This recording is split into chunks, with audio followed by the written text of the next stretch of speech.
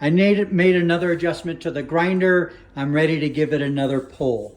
Here we go. Start the timer.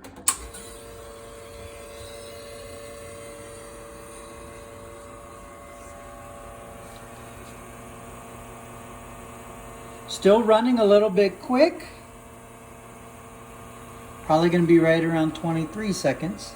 Again, this machine is set up for volume, so even though I changed my grind, it's the same volume of coffee coming through each and every time.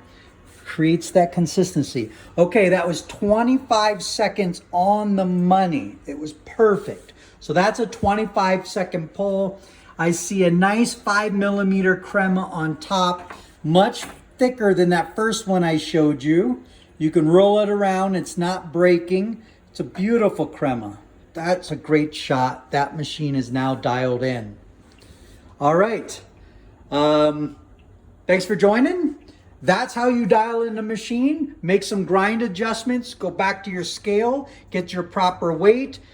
Do your consistent tamp. And then fire it up with the timer. Keep repeating that process until you're dialed in. And then you can just run it through the process. Enjoy great coffee. Thank you. Thanks for joining. Have a good day.